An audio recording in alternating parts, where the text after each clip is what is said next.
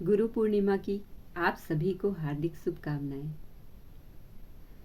ये मनुष्य जीवन केवल जीवन नहीं है, ये भी एक साधना है, कर्म योग साधना।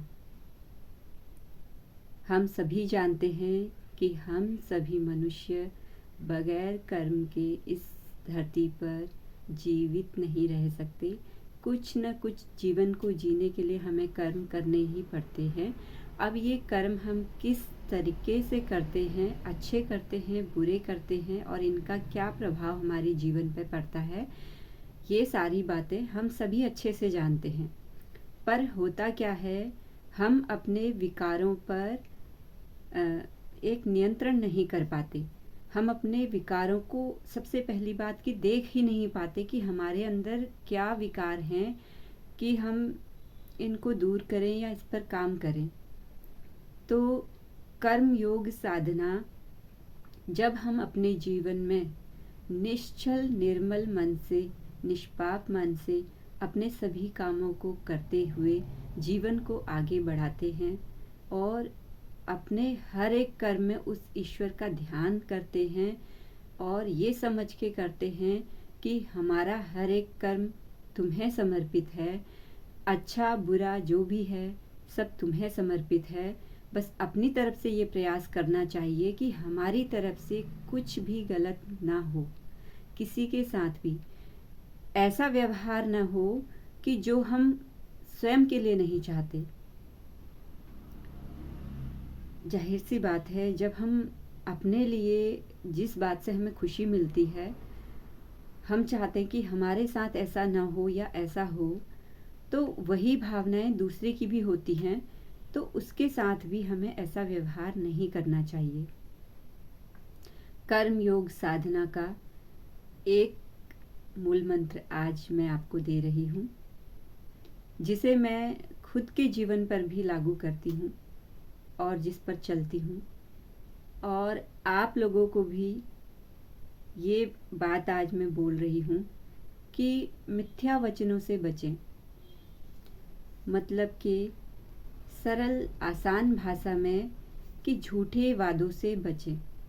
ऐसे वचन किसी को न कहें जिससे आप पूरा न कर पाओ। ये बहुत गहरी बातें हैं। हमें हमेशा अपने वचनों पर, अपनी वाणी पर ध्यान देना चाहिए कि हम क्या कह रहे हैं और क्या कर रहे हैं।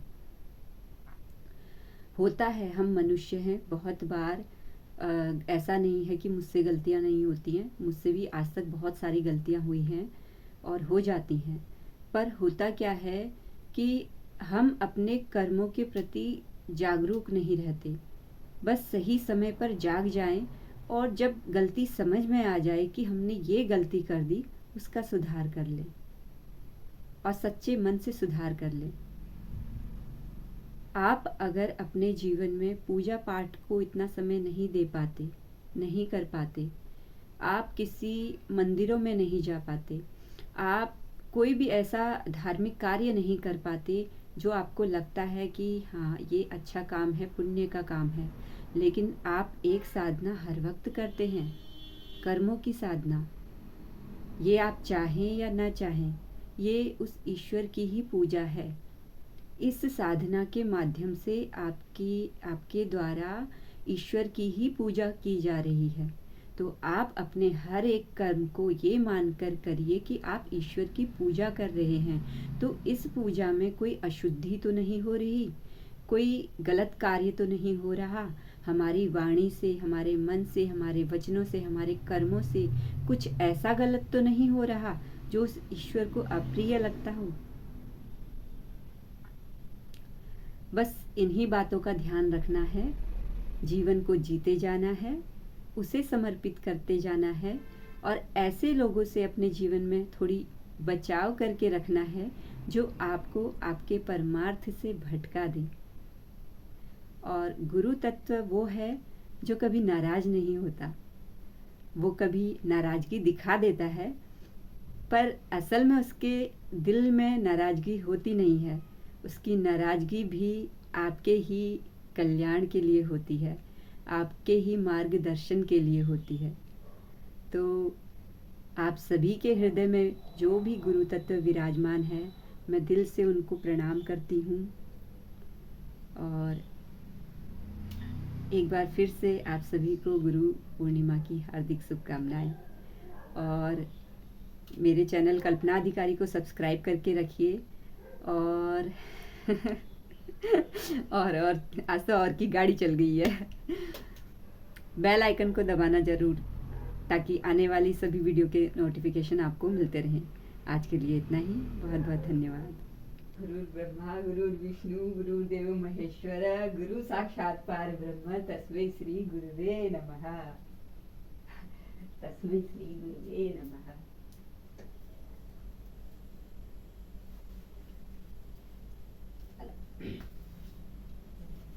इस संसार में हर बच्चे के पहले गुरु उनके माता पिता होते हैं, तो उन्हें प्रणाम जरूर करें। और ये है हमारी जगत माता, जगत पिता, परम ब्रह्म, परम गुरु। गुरु ब्रह्मा गुरु विष्णु गुरुदेवो महेश्वरा, गुरु साक्षात परम ब्रह्म, तस्मै श्री गुरुवे नमः। तस्मै श्री गुरुवे नमः।